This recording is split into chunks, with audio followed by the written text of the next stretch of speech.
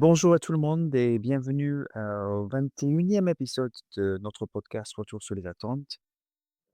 C'est le début de 2025, l'année 2025. On est tous les deux à nouveau. Genre, c'est Jonathan. Jonathan, comment tu vas? Eh ben écoute, très bien, mieux après avoir passé, une grippe, voilà, donc là, je vais mieux, j'ai encore un peu de une voix un peu suave, je pense, donc et je ça va le faire et puis bonne année, rebonne année à toi Joss et puis bonne année Merci. à toutes les personnes qui écouteront cet épisode. Ouais, bonne année à tout le monde. Que cette année soit, je sais pas comment on peut dire. Moi, je dis souvent que l'année soit douce, tu sais, parce que toujours, ça tourne entre toujours des nouveautés, des actualités, toujours le stress, tu sais, on a du mal à le battre et c'est vrai que dans notre, marché, même en formation où c'est souvent, pas très urgent et pas très dévastateur si on fait des choses mal, on arrive toujours à se stresser autant. Tu sais, on travaille pas dans le médical, on travaille pas dans l'aéronautique, mais on travaille dans la formation et on arrive à se stresser quand même. C'est vrai, la oui, oui, douce, sereine. J'aime beaucoup ce mot sérénité, tu vois? Retrouver la sérénité, c'est tellement bon lorsque cela est possible. Ouais, c'est une bonne chose.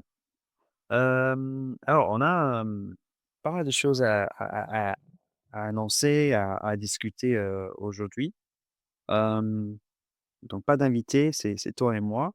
Peut-être on peut commencer avec un peu le bilan de 2024. Je voulais le faire un peu avant, mais on n'a pas pu le faire, décembre, on le fera maintenant. Comment tu vois avec un peu de recul, comment tu vois l'année 2024 pour toi? Alors c'était une année intense. Alors non pas sereine, mais intense. Bah, tu vois, c'est pour ça que je souhaite de la sérénité et tout ça. On est bien d'accord.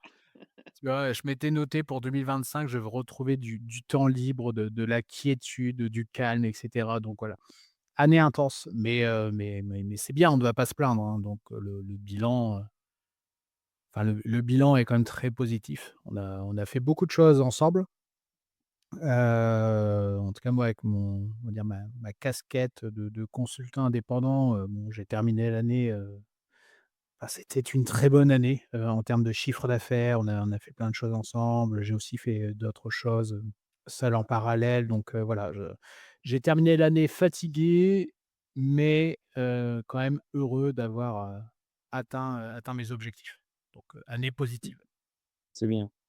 Est-ce qu'il y a des points, voilà, qui relèvent des choses, des événements ou des dossiers, des missions ou des formations que tu as animées ou que tu dans lesquelles tu as participé qui reviennent un peu à la tête? Pas? Ouais, alors bon, on va en parler aujourd'hui, mais pour moi l'un des événements marquants, c'était justement en septembre, le fait de suivre le programme de certification de l'ITE, hein, on va en reparler après.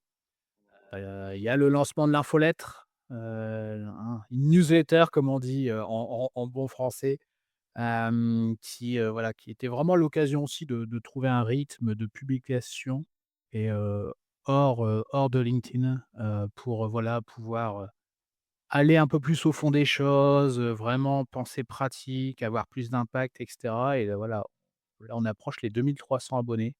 Déjà? C'est ouais, ouais, c'est très bien développé avec un taux d'ouverture moyen qui se situe entre 40 et 45. Donc si j'en crois certains spécialistes du secteur, c'est quand même plutôt pas mal.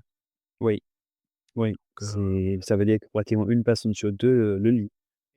C'est ça, hein? ouais, exactement et comme avec Substack, tu vois le système de enfin, il y a on va dire, il y a chaque édition est envoyée par email, mais après les articles restent en ligne et en fait, à chaque fois, au-delà de ce taux d'ouverture, on dépasse allègrement les, 2 000 voire 3 000 vues par édition. Donc il y a des personnes qui reviennent, c'est partagé ailleurs Bah, et les c'est ça. statistiques sont très bonnes. Et quelles étaient les éditions qui t'a la plus marqué ou qui ont peut-être le marqué plus les lecteurs, heu, depuis le lancement? Alors c'est une bonne question. Alors, je pense que il faudrait que je vérifie les chiffres, mais voilà, si je me fie à l'engagement, au nombre de, entre guillemets, «likes», de commentaires et cetera, de partages, c'était notamment tout ce qui concernait le passage à l'action, tu vois? La mise en œuvre et Oui, lorsque je faisais référence à, à des pratiques qui sont développées, notamment par James Clear dans son livre Atomic Habits. Un rien peut tout changer en français. Donc, ça a vraiment bien marché, donc voilà, ça montre en tout cas qu'il y a de l'intérêt pour la question du transfert. Oui. Ça, et puis la vulgarisation autour du modèle, Kirkpatrick, tu vois? Comment présenter, comment expliquer le modèle Kirkpatrick à un néophyte. Donc voilà, je pense que tout ce qui peut servir à passer à l'action assez facilement suite à la lecture de l'édition, je pense que c'est ce qui est le plus apprécié. Super. Et le rythme de une fois toutes les 2 semaines, c'est le bon rythme? Parce qu'au début, tu le faisais, chaque lundi. Ouais, tout à fait. Alors, bon, c'était exigeant, c'est-à-dire que je je je terminais souvent le week-end, le samedi ou le dimanche à rédiger, l'infolettre et cetera parce que voilà, on va dire, on a toujours la semaine dans les dents, hein, donc c'était exigeant et puis en même temps, je voyais que, bah, les chiffres ne suivaient pas. Je pense que c'était peut-être trop fréquent pour, on va dire le lecteur lambda, je vais dire et c'est pour ça que j'ai fait un petit sondage et que voilà, ce qui ressortait, c'était que voilà, un rythme, d'un envoi toutes les 2 semaines, finalement était, certainement ce qui était le plus approprié. Donc pour l'instant, on est basé là-dessus.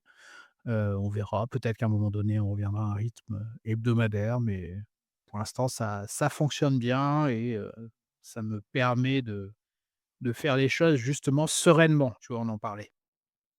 Et donc vous voyez, chers auditeurs, comme il a fait monsieur Potier, il a regardé les chiffres, les données, il a fait une petite, enquête qualitative auprès des gens et après il a optimisé, il a changé, donc du coup et ça va mieux et donc petit engagement, donc tu as fait un peu d'évaluation. Bien vu, tu vois? Ouais, je m'en rendais pas compte en le disant, mais c'est la déformation professionnelle, ça. Oui, mais c'est ce qu'il faut faire. Ça on est bien dans le niveau 1, niveau 2, c'est très bien. Exactement, exactement. Ouais, bah, ça c'est une très bonne chose donc du coup, on va en parler des ITE, on va parler de donc là, on a parlé de l'infolettre et puis, toi le consulting, tu fais beaucoup avec moi, hein, donc pour nos clients en tant qu'animateur de certification, mais aussi dans les missions de conseil qu'on fait ensemble là, on fait de plus en plus d'ailleurs. Oui, tout à fait. Hem et comment alors pour de mon côté, donc qu'est-ce qui ressort? Ben, on a commencé l'année, souviens-toi avec, une enquête, hein, sur les pratiques de l'évaluation. C'était, quelque chose qui était très intéressant, qu'on a pu donc, partager avec vous sur le site et en podcast et cetera. Hem, ce que on a décidé de ne pas le reconduire, tous les ans, hein, on en a discuté là récemment parce que, vu les résultats qu'on a, on se rend compte en fait que ça bouge très lentement, au niveau des pratiques et ça sert à rien de faire la même chose tous les ans et je pense qu'un rythme d'une fois tous les 3 ans, 4 ans, ça sera un peu plus approprié. Heu, ce qui ressort pour moi, je pense, c'était que les gens, ils croyaient qu'ils faisaient justement le niveau 3 le transfert, beaucoup plus qu'ils le faisaient réellement. C'est-à-dire qu'on a vu, que dans les retours qu'il y avait un quantitativement que, bah, oui, on fait du niveau 3 et puis qualitativement, lorsqu'on s'est penché là-dessus, en fait, on s'est rendu compte, c'était par exemple que le lancement des questionnaires à froid, avec des taux très très, très décevants. Mais pour eux, c'était une pratique de niveau 3. Donc ça a faussé un peu nos chiffres parce que lorsqu'on voit que les gens font des niveaux 3, on se dit: «Ah bah, c'est bien. Enfin, les gens se concentrent sur la mise en pratique, c'est super». Mais derrière, bah, en fait, c'était pas aussi top qu'on pensait. Tu es Ouais. d'accord avec ça? Ah complètement. Oui, oui, oui, c'est vrai que on retrouve on va dire des fausses pratiques d'évaluation, hein, au niveau 3 du type des entretiens annuels, quoi. Voilà, le manager et son collaborateur discutent lors de l'entretien annuel ou alors lors de l'entretien professionnel en France, hein, tous les 2 ans, par exemple. Voilà, on va faire le bilan des formations que tu as suivies. Bon, ça n'est pas du niveau 3 ça, parce que si on réalise 2 ans après avoir suivi la formation que finalement on n'en a rien fait, bon, il est trop tard pour agir, hein, dans la plupart des cas. Donc c'est vrai que comme voilà, c'est important d'aller au fond des choses et je sais Joss que tu apprécies beaucoup, les évaluations, qualitatives et on voit l'intérêt d'aller parfois au-delà des chiffres parce que voilà, qu'est-ce que vous faites, qu'est-ce que vous mettez en œuvre et cetera. Mais après lorsqu'on lorsqu'on se fie au verbatim, lorsqu'on regarde les commentaires et cetera, on voit que la réalité est tout autre. Non, mais ça devient pour moi obligatoire. C'est que, on peut faire du quantitatif, mais sans le qualitatif, ça sert à rien parce que les chiffres peuvent être trompeurs. Heu, Ouais, tout à fait. on a vraiment besoin des voix, des avis, des échanges avec les gens pour mieux comprendre. C'est essentiel dans tout ce qu'on fait. Exactement. Hem, après, le cabinet, l'organisme Lingwade a eu une très bonne année aussi, hein, donc vraiment, comme toi, on a fait, beaucoup de sessions. Je crois qu'on est le partenaire Patrick le plus réussi actuellement au niveau du nombre de sessions, donc c'est une bonne chose. Donc on a bien progressé, je suis content. Je suis toujours perfectionniste aussi, donc je sais qu'il y a beaucoup à faire, hein, donc c'est pour ça qu'on n'arrête pas d'innover avec toi. Hem, moi aussi, ITE m'a beaucoup marqué, on va en parler. Et en fait, j'ai pu enfin finir, d'une façon d'une côté perso, mes propres certifications pour que Patrick, parce qu'il y a pas que le bronze en entreprise utilisateur. Ouais, j'ai eu argent, j'ai eu aussi or et puis j'ai eu dans la même semaine, hein, et puis aussi l'ITE, on va en discuter. C'était une semaine assez intéressante qui était juste après, les fameux audits, Calliope qu'on a eu, et ouais, où, j'étais assez critique avant. Je m'en sors un peu moins critique, mais uniquement parce que, je me suis rendu compte en fait que, oh vraiment le système en lui-même, d'avoir quelqu'un en tant qu'auditeur qui comprend, tu sais? Qui comprend, ça change tout pour moi. C'était de l'accompagnement, d'avoir quelqu'un qui a vraiment compris comment moi j'ai fait l'évaluation, parce qu'elle a fait 400 audits elle-même. Ça a tout changé par rapport à un auditeur qui était tout nouveau, qui comprenait rien et qui était très figé par rapport à: «Ah ben voilà le référentiel, il faut faire comme ça». Tu vois ce que je veux dire? C'est ça, ça a tout changé. Donc je pense que beaucoup de gens, qui, voilà, qui vivent dans ce système, il y a beaucoup de négatifs. On peut quand même avoir un peu de positif aussi. Donc voilà, ça s'arrête là, hein, mais en tout cas, c'était, ce que ça a fini par me dire: «En fait, vous faites trop de choses, vous faites trop d'évaluations». Ah, j'ai dit: «Ah non, on fait pas trop d'évaluations, mais pas fait trop d'évaluations». Mais ça me fait plaisir que, voilà, que vous dites ça. Ouais, tout à fait. Mais c'est vrai que c'est un sujet récurrent, hein, la professionnalisation des auditeurs, des auditrices Calliope. Ah, Et moi j'ai eu, bah, comme toi, j'ai eu la chance, je sais pas si c'est une chance en tout cas, mais ou si c'est que de la chance ou c'est parce qu'il faut aussi travailler avec, je sais pas, le bon certificateur, mais en tout cas j'ai eu, 2 auditrices, différentes pour, l'audit initial de surveillance, l'audit initial pardon et l'audit, de surveillance chez, pour l'académie AG6. Et c'est vrai que les 2 étaient vraiment, très professionnels. Elles connaissaient leur métier, voilà, donc c'était, voilà, bien un échange agréable aussi, ça évite de te mettre en stress, pour rien, ou parfois tu peux faire des erreurs parce que, tu te mets la pression et voilà, absolument pas le but. En tout cas, les personnes qui agissent ainsi, je pense, n'ont pas compris la logique de l'audit. Et et donc c'est vrai que voilà, il y a un sujet sur la professionnalisation, la sélection des personnes qui réalisent les audits parce qu'il y a vraiment un on va dire de tout et rien dans ce secteur. heu, les chiffres sont hallucinants, hein. On va pas trop en parler, mais le nombre d'organismes, je crois qu'il y a 40 000. Tu imagines le nombre d'auditeurs qu'il doit avoir?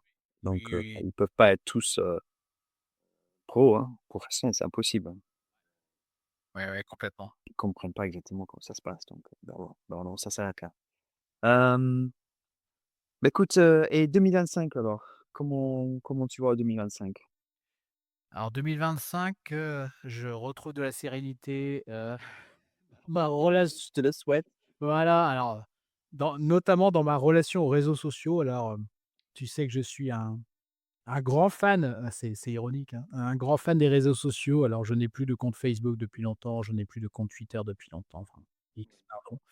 Et voilà, je ne suis plus que sur LinkedIn depuis, des années. Et en fait, j'en vois les limites, hein, donc c'est vrai que je me ressens beaucoup plus sur les formats longs. Alors, tu vois, le podcast, l'infolettre, les articles de blog et cetera. Je préfère vraiment me concentrer là-dessus parce que, ben, je trouve les réseaux sociaux, y compris LinkedIn, de plus en plus, toxiques. On ne peut pas mener de réels échanges, de réelles conversations, on peut pas aller au fond des choses, ça reste très en surface. Donc Mmh. voilà, j'ai décidé, je l'ai annoncé, que, j'allais vraiment m'en servir maintenant plutôt comme caisse de résonance uniquement, ne plus publier de choses originales, inédites, et ça serait vraiment juste un relais de ce qui est fait par ailleurs. Donc voilà, ça évite d'y passer trop de temps, ça permet aussi aux personnes d'être au courant de nos actualités, hein, à toi et à moi, voilà, de pouvoir les relayer. Mais heu, j'en avais un peu marre. Je vais prendre un exemple concret, mais tu vois, je faisais, je sais pas, une publication, un post sur le retour sur les attentes, justement, hein, le nom du podcast, donc je parlais du ROE. Et puis il y avait toujours une personne qui pouvait débarquer, qui ne me connaissait pas, qui ne connaissait pas Karpatrik, qui ne connaissait pas tout ça, et qui arrivait pour dire: «Non, mais c'est n'importe quoi, ce qu'il faut, c'est mesurer le retour sur investissement». Et là, à chaque fois, je me dis: «Bon, je peux reprendre toutes les explications depuis le début», chose que je n'ai pas à faire ailleurs. Parce que voilà, les personnes qui nous écoutent, nous lisent, et cetera, bah, voilà, sont au courant de notre pensée, on développe notre propre perspective, nos points de vue, et cetera.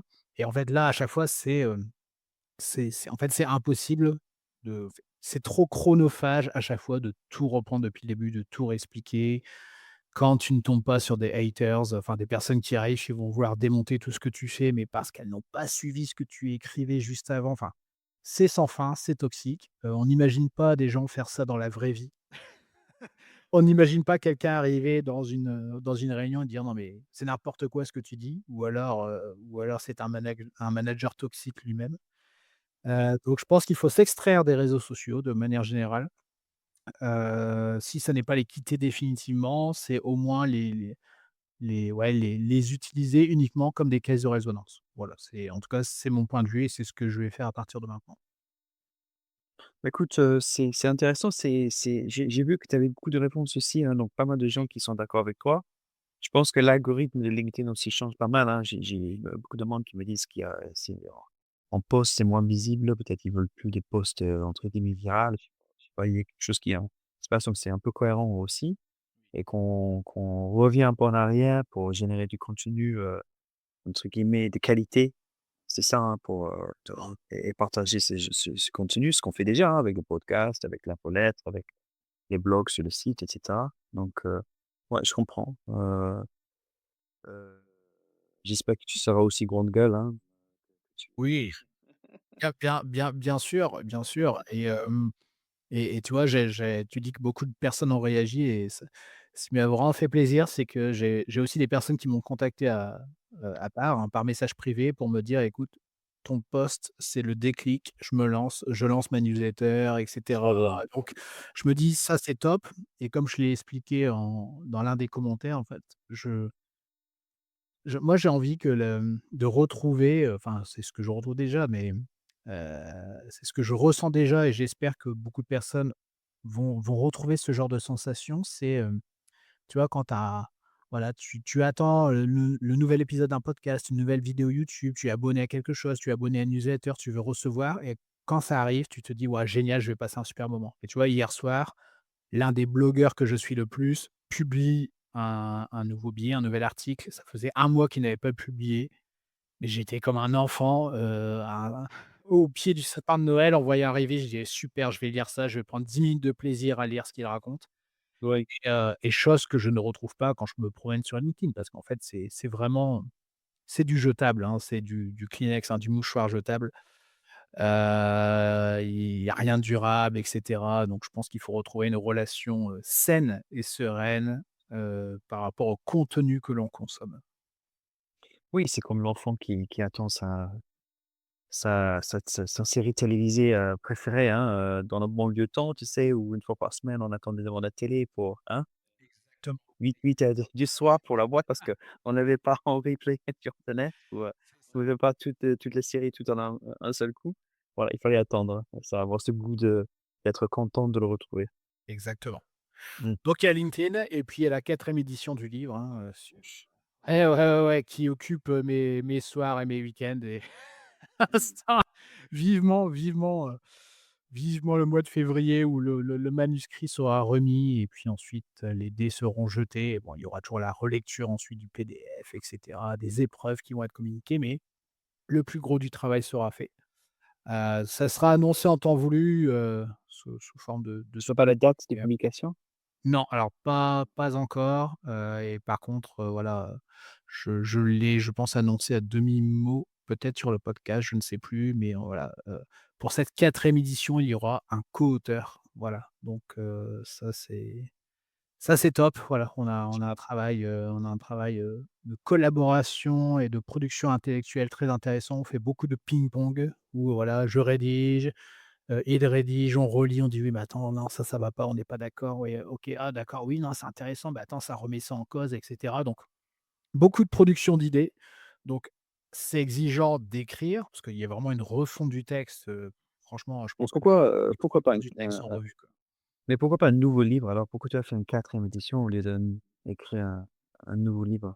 Bah, parce que ça restait sur le thème quand même de l'évaluation de la formation, tu vois? Et puis je pense qu'il y avait beaucoup de choses, en fait, il y avait beaucoup de choses à conserver dans les idées de la troisième édition, mais qui devaient être aussi réaménagées. Alors on a réécrit franchement, je pense que les 3 quarts du texte ont changé. Donc là, pour les personnes qui me disaient à la troisième édition, «Oh, j'ai la deuxième, est-ce que ça vaut le coup de l'acheter?» Et moi étant un très mauvais commercial, je disais: «Non, bah, tu peux garder, la deuxième, c'est bon». Je veux dire, ça reste valable à au moins 80. Par contre là, ça vaut la peine.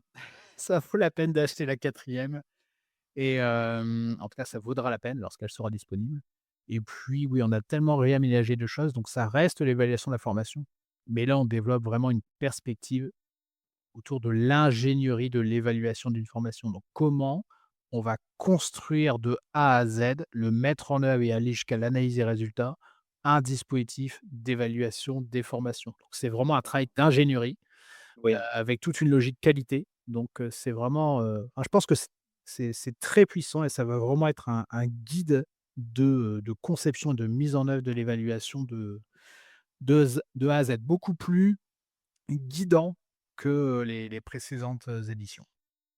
D'accord. Ça c'est super.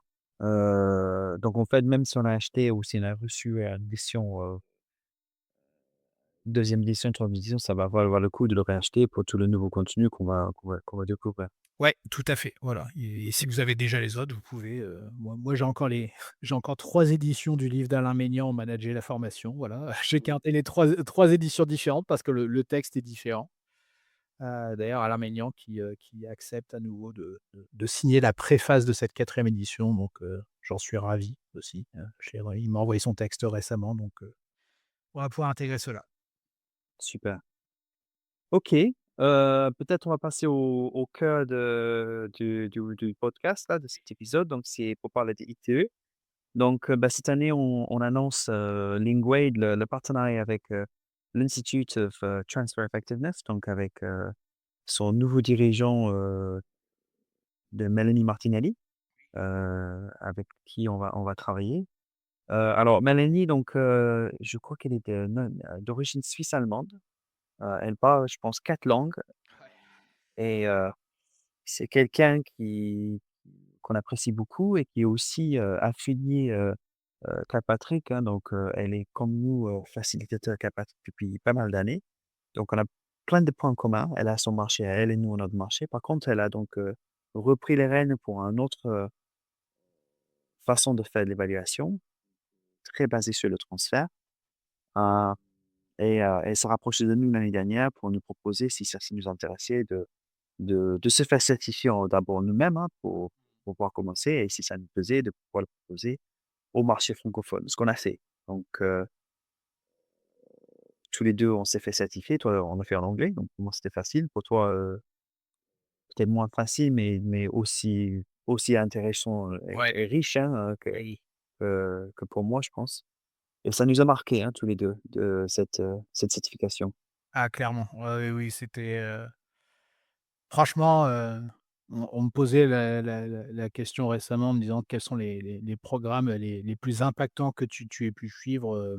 Il y a clairement le programme de certification Kirkpatrick lorsqu'on était partis à 2 à Londres, le suivre Bah, après l'avoir suivi en distanciel où là, on le voyait sur place et on voyait les interactions, la dynamique de groupe, on voyait voilà, le regard, les yeux qui pétillaient des participants, qui prenaient conscience de certaines choses. On s'est dit: «Waouh, c'est génial» et puis il y a ce programme clairement où, enfin vraiment enthousiaste, hein. De toute façon, à chaque fois qu'on en parlait entre nous, hein, on en parlait à 2 et on se disait: «C'est génial, quoi». C'est vraiment de la mise en pratique, c'est concret, c'est pragmatique, Ouais. c'est voilà, c'est vraiment le programme qu'on attendait.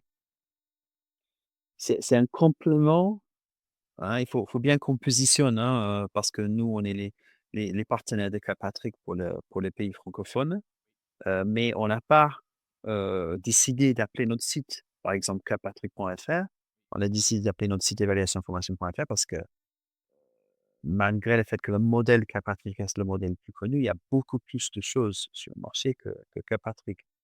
Donc, nous, dans notre stratégie de pouvoir, sensibiliser le marché, professionnaliser les gens et les aider à mieux évaluer, heu ITE rentre pile poil dans ce qu'on essaie de faire et si on essaie de positionner un peu les 2, je pense que Patrick reste un survol de l'évaluation en elle-même, le sujet d'évaluation, l'importance d'aller au-delà de juste, optimiser les qualités, de vraiment se concentrer sur le niveau 3, niveau 4 au niveau des résultats et le transfert et donc du coup, bah, si on veut vraiment mieux comprendre ce que c'est l'évaluation et dans l'ensemble, Carpathia reste, quelque chose de très concret.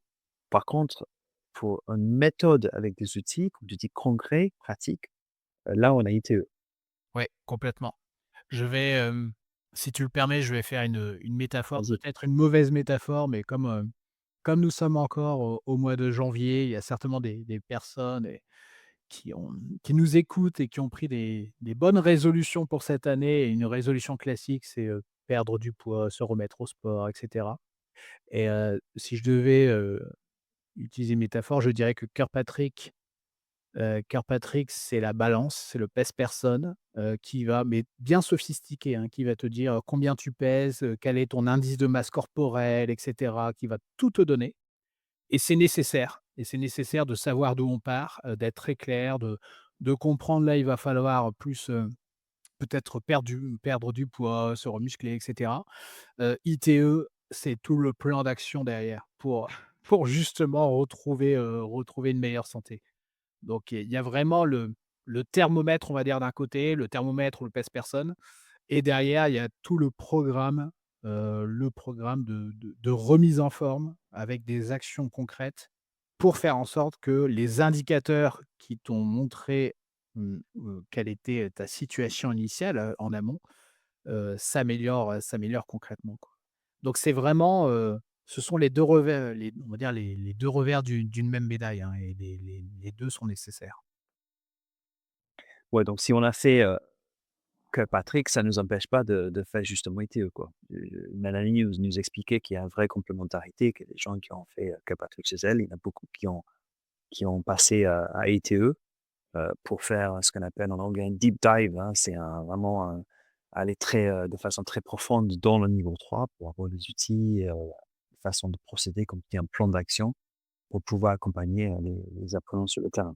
Ouais, tout à fait et je pense même d'ailleurs que les 1res personnes intéressées, les plus intéressées vont être les certifiés Kirkpatrick. Parce qu'avec Kirkpatrick, on prend tellement conscience que le niveau 3, on le répète, hein, sans arrêt dans nos sessions, le niveau 3 est le plus important des 4 Oui, et donc forcément ça met en appétit et on se dit: «Oui, mais OK, mais comment on s'y attaque?» Donc on en parle quand même, on en parle, on donne des outils.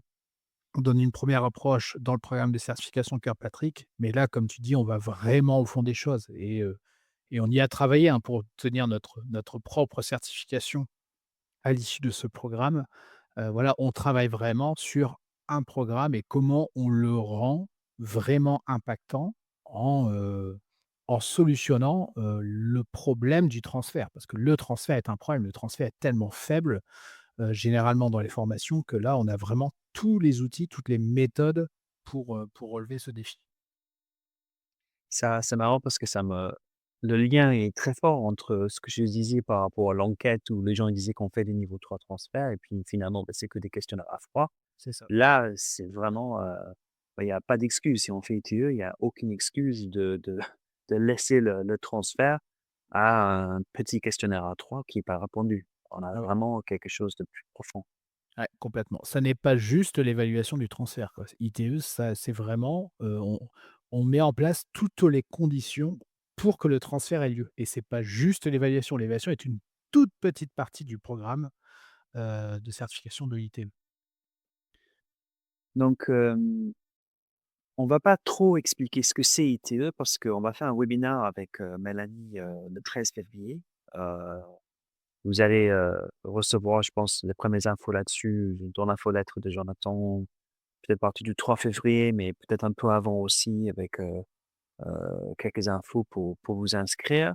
Donc, là, Mélanie va beaucoup mieux, présenter ITE. Elle parle français, hein, Mélanie aussi, hein, donc Ah oui, réunit ses très 4 bien langues, français. donc on va voilà, donc elle va présenter, ITE, à vous et on peut même en faire un podcast aussi, hein, sur ce que c'est l'ITE. Néanmoins, est-ce que tu peux nous présenter peut-être brièvement, un peu, Ina, le docteur derrière, puis les 12 leviers pour un voilà, peut-être une petite échantillon, pour les gens qui nous écoutent, pour mieux comprendre, hein, pourquoi tu es aussi fan de ce méthode? Ouais, bien sûr. Alors, c'est vrai que, à la base, il y a un travail, hein, qui a été réalisé, enfin un livre même qui a été, écrit par alors, j'espère ne pas écorcher son nom, hein, mais, c'est, le docteur Ina, Mmh, exactement je prends exactement son nom, Weinbauer-Eidel, donc, qui est allemande, hein, je pense, oui, ouais, c'est ça, hein, qui est allemande et qui a travaillé, a été, je vais le dire ainsi, mais horrifiée par les chiffres du transfert et notamment lorsqu'elle a pris connaissance de l'étude de Robert Brinkerhoff dont on parle notamment dans le programme de certification Kirkpatrick, qui démontre que voilà, pour faire simple, hein, 6 personnes, suivent une formation, on en a une qui transfère, en moyenne une qui transfère, 4 qui tentent de transférer mais qui échouent et une dernière qui n'essaye même pas. Donc ça fait 15 des apprenants qui passent à l'action. Et lorsqu'elle a lu ça, elle a dit: «Non, mais c'est juste pas possible». On lui demandait de travailler sur un programme de formation et elle a dit: «Mais si je travaille sur un programme de formation, je vais avoir des résultats de ce type, c'est juste intolérable».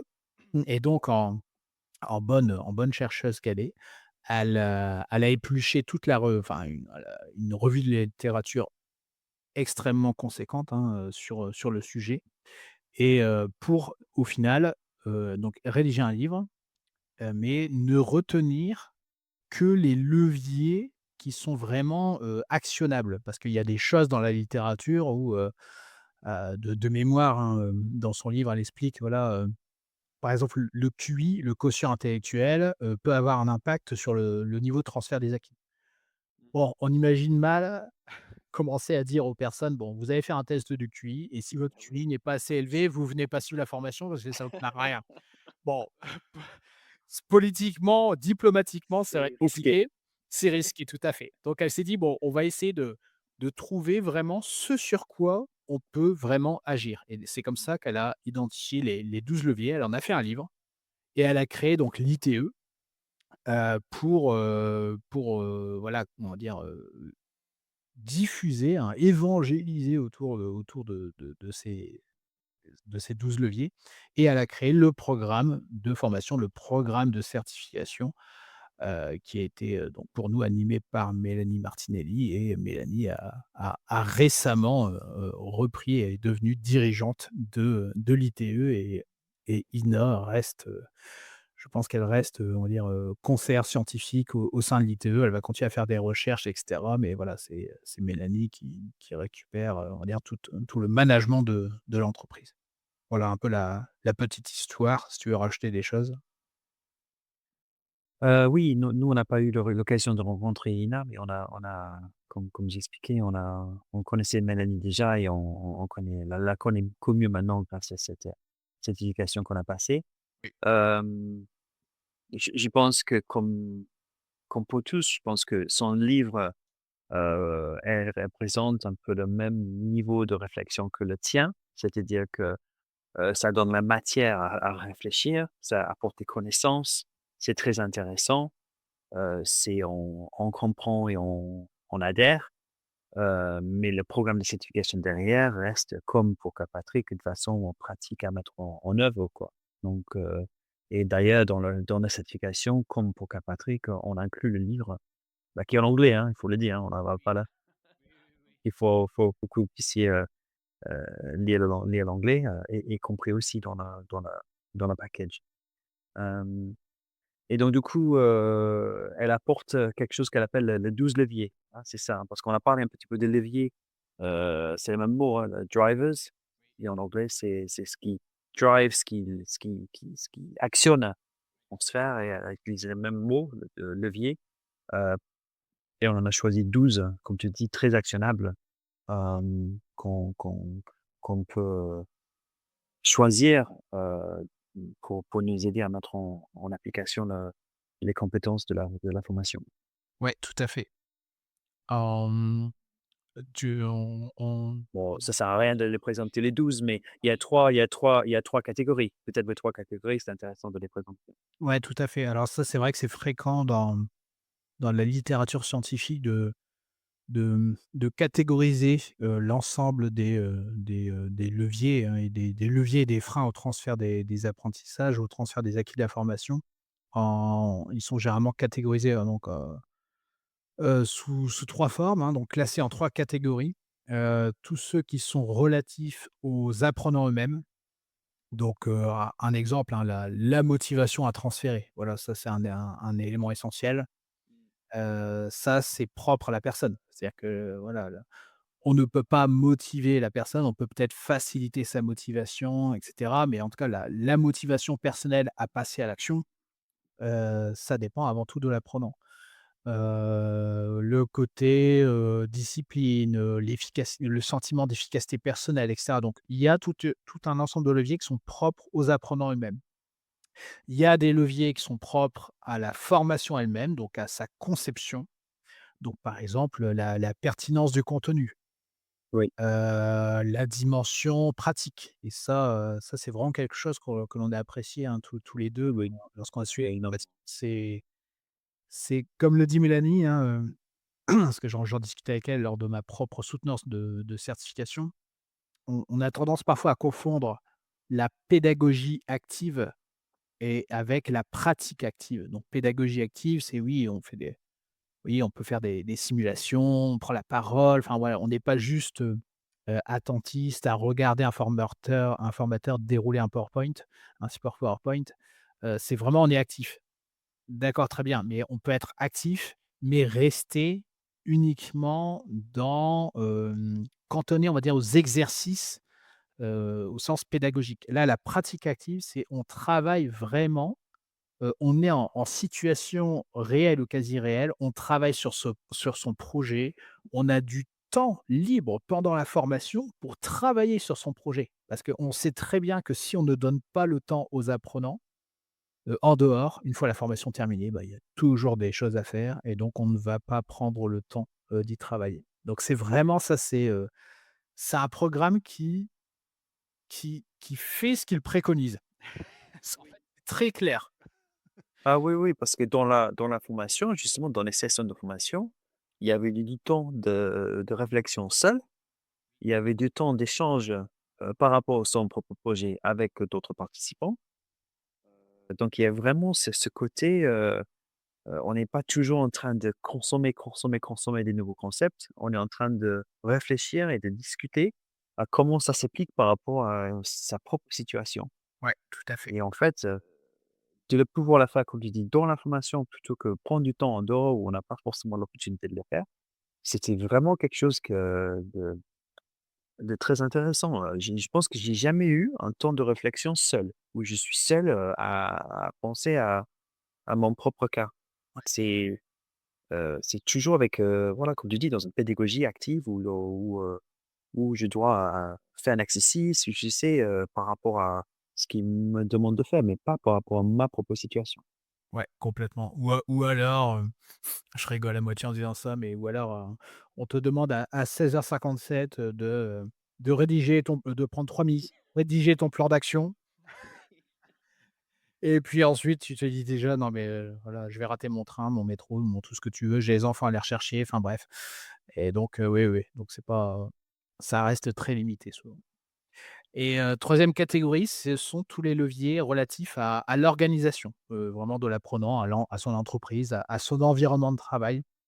Donc par exemple, les opportunités de mettre en application, le soutien de son manager, le soutien de ses collègues et cetera et il y a un levier notamment et ça vraiment ça aussi c'est il y a on va dire que dans chaque catégorie, il y aurait quasiment un levier à chaque fois qui a été une réelle prise de conscience pour moi et dans les leviers, la catégorie organisation, c'est des attentes de l'organisation en matière de transfert et ça, je trouve ça excellent Oui, et comment dire? Le résumer simplement, mais, c'est qu'est-ce que la voilà, quelle est la on va dire la communication, heu, quel est le discours, clair et les actions mises en œuvre par l'organisation pour montrer ce qu'elle attend des apprenants à l'issue de la formation? Est-ce que le but, c'est juste de la conformité, hein, comme on dit, compliance? Est-ce que c'est, voilà, vous devez avoir suivi la formation?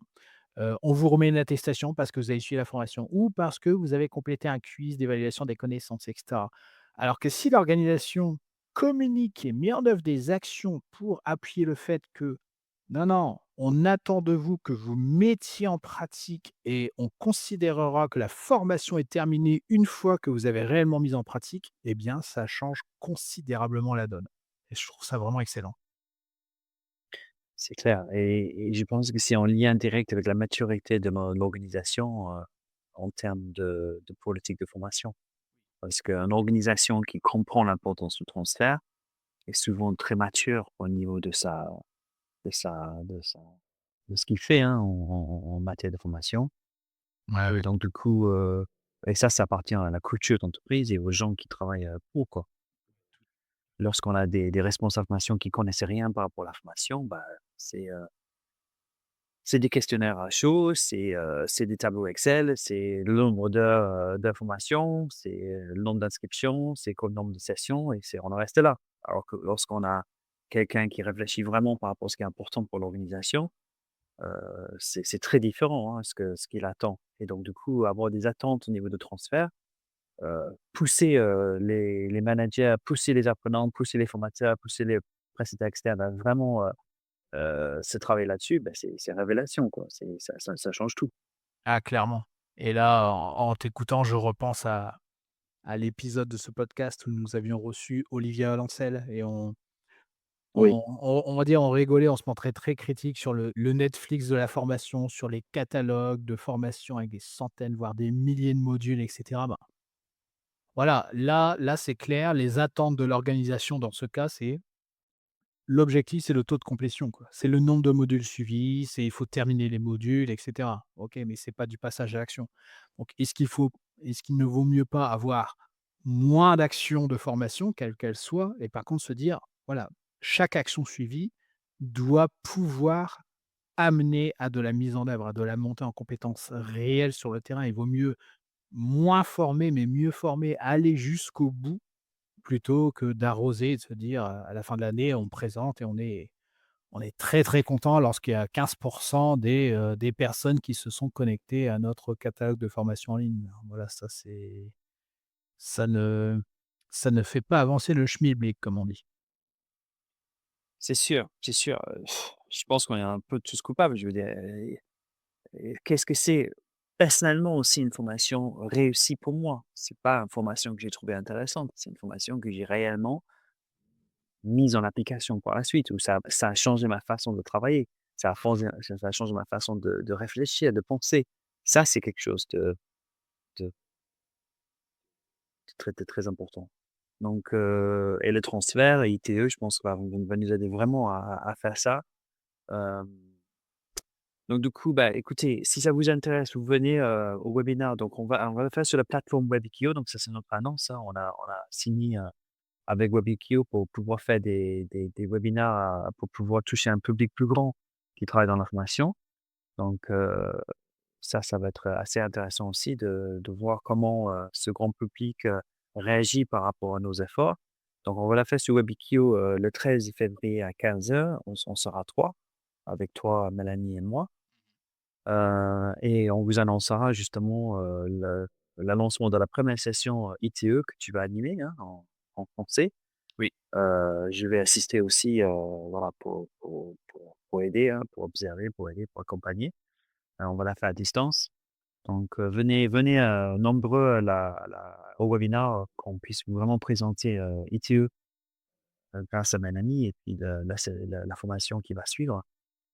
Hem, Nous, voilà, on est ravis parce que, heu, on a on ajoute quelque chose, je pense, que de très utile pour les gens. Dès qu'ils disent, bah, le transfert, c'est important, dès qu'ils disent, on veut vraiment travailler sur l'impact, hein. Le mot-clé pour moi, pour toi aussi l'année dernière, c'était l'impact, hein. Et donc Oui, là, clairement. on est vraiment là-dedans, on est d'accord. Ah clairement. Là, on donne vraiment du sens à notre métier, hein. C'est voilà, on a de l'impact, on a des résultats, on les démontre, on les obtient. Hem, c'est voilà, on avait Carpatrick pour évaluer l'impact des formations. Maintenant, on a ITE pour le maximiser et pour le garantir. Moi, j'ose le terme, on peut garantir les résultats. Donc toi, dans ta thèse, je crois que tu avais dit qu'il y avait 40 modèles d'évaluation. Ça, c'était ta thèse, qui était, il y a quelques années maintenant. Il y en a un peu plus maintenant. Qu'est-ce qui a fait que tu as tendu, si tu veux, je te mets un peu en scène, hein, mais heu heu, 2025, 2024, 2025 pour, heu commercialiser, bon, pas commercialiser, c'est pas bon, mais plébisciter, si tu veux, un modèle comme tu le fais là pour ITE. Parce qu'il y en a d'autres quand même, hein, que tu as vraiment, cherché, que tu as vraiment étudié. Qu'est-ce qui fait la différence pour toi? Et même pas par rapport au Capatry, mais je parle de tous les modèles. Oui, oui, oui. Oui, parce que oui, là, tu parles de modèle d'évaluation, mais c'est vrai qu'ITE, ouais, ça n'est pas que l'évaluation. C'est vraiment bon, voilà, c'est un modèle, les 12 leviers sont un modèle. Alors, en fait, ce qui m'a séduit, c'est vraiment, le fait que ça soit, on va dire complet. C'est-à-dire que je vais parler offre, mais on a du fond, donc c'est basé sur la recherche. Donc ça ne vient pas de nulle part. Voilà, Ina a fait un travail extraordinaire. Enfin voilà, elle a dû en passer des heures. Ah oui, oui, ouais, tout à fait, ouais. Génie allemande. Ouais, c'est ça exactement. Elle a fait les choses, ouais, rigoureusement et Oui. sérieusement. Donc il y a du fond, voilà, ça n'est pas sorti de son chapeau, en disant: «Ah super, je vais reprendre un modèle et puis je vais lui donner un autre nom et finalement ça serait du maquillage du modèle Kirkpatrick» et cetera. Donc il y a du fond. 2, il y a une vulgarisation. C'est-à-dire qu'à la base, il y a du fond, mais il y a aussi une traduction pour les praticiens, pour les professionnels, de la formation en disant: «OK, mais concrètement, qu'est-ce qu'il faut retenir de ce fond? Voici ce que je vous propose, les 12 leviers, c'est cohérent et cetera et voilà, c'est pragmatique. Ensuite, c'est packagé, c'est outillé. C'est-à-dire que là, on Oui. parle des 12 leviers, mais on le voit pas dans le programme. Heu, on a accès à une bibliothèque de ressources, mais enfin, on peut passer des heures à regarder les vidéos, consulter les fiches pratiques et cetera, mais il y a une vraie réflexion sur, tiens, quand vous partez d'un programme, comment vous pouvez, on va dire, auditer, évaluer, identifier les trous dans la raquette. Quels sont les endroits où justement vous sentez que ça va être plus faible en termes de transfert et là où il faut mettre davantage de levier et cetera. Donc il y a vraiment une logique où on est accompagné de A à Z. Donc il y a du fond, il y a un travail de vulgarisation, c'est outillé, c'est packagé et le programme, on l'a déjà dit, mais heu, fait ce qu'il préconise. Il propose ce qu'il préconise, donc il est exemplaire et donc Oui. c'est vraiment. Enfin, les modèles que je connaissais et souvent c'était soit des modèles, oui, purement théoriques, donc des chercheurs, mais il y avait pas derrière cette commercialisation sous forme de programme de formation, de certification.